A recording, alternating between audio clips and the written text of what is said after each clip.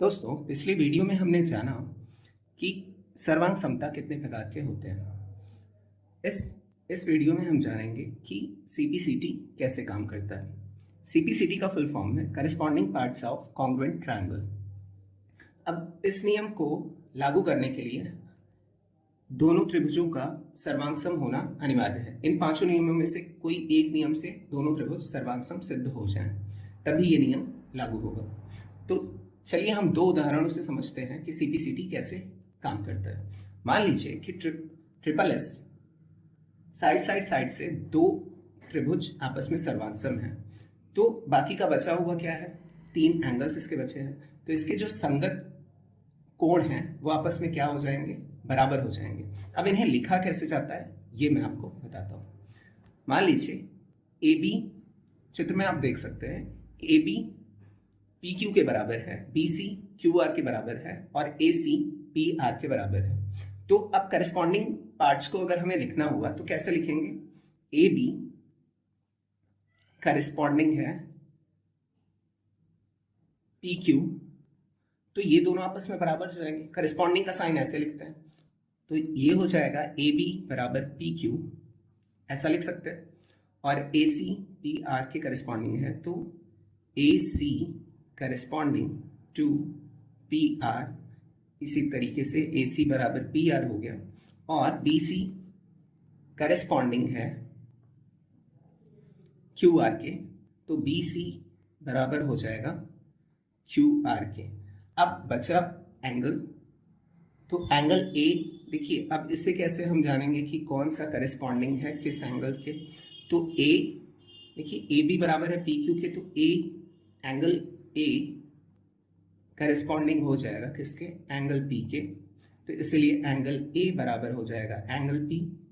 इसी प्रकार angle B corresponding है एंगल क्यू के, तो ये हो जाएगा एंगल बी बराबर एंगल क्यू। और एंगल सी करस्पॉन्डिंग है एंगल आर के, तो एंगल सी बराबर हो जाएगा एंगल आर। सीपीसीटी का रूल बस यही है कि जो करस्पॉन्डिंग पार्ट्स होंगे वो आपस में बचे हुए जितने भी करस्पॉन्डिंग एंगल्स या पार्ट साइड्स होंगे वो सारे आपस में क्या हो जाएंगे, बराबर। अब जैसे कि ट्रिपल एस से क्या हुआ कि तीन साइड्स बराबर थे आपस में, तो ये दोनों सर्वांग सम हो गए, लेकिन एंगल्स तो बचे ही रह गए थे, तो एंगल्स भी करस्पॉन्डिंग एंगल्स एक दूसरे के क्या हो गए, बराबर। बस इतना सा ही नियम है सीपीसीटी का।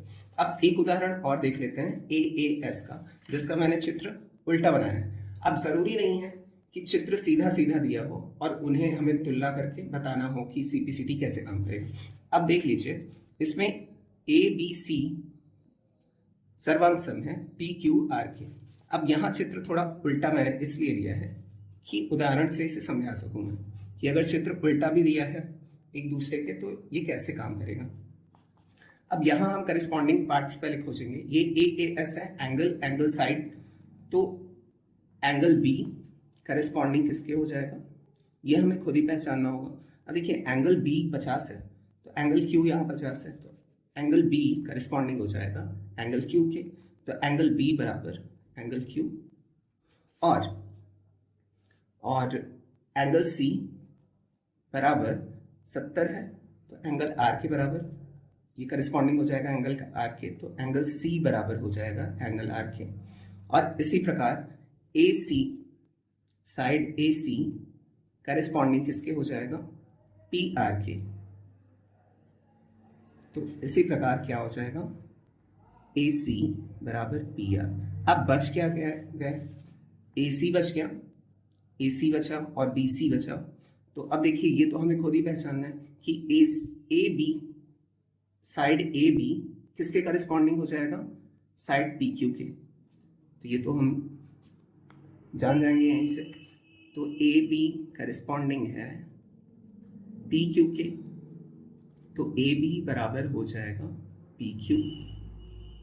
इसी प्रकार अब बचा क्या, बी सी, तो ये बी सी क्यू आर के करस्पॉन्डिंग है, तो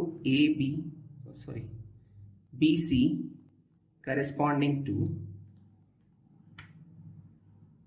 आर क्यू आर, तो बी सी बराबर क्यू आर।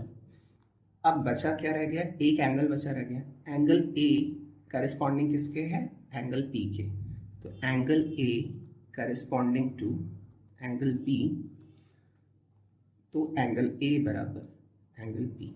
तो सीपीसीटी का रूल बस इतना ही है कि अगर इन पांचों नियमों में से किन्हीं एक नियम से दो त्रिभुज सर्वांग सम सिद्ध होते हैं तो बाकी के बचे हुए साइड्स भुजा और कोण आपस में क्या हो जाएंगे, बराबर। लेकिन होने क्या चाहिए, संगत भुजा या संगत कोण ही होने चाहिए। तो ये हमें पहचानना होगा और पहचान के आपस में सबको सिद्ध कर देंगे।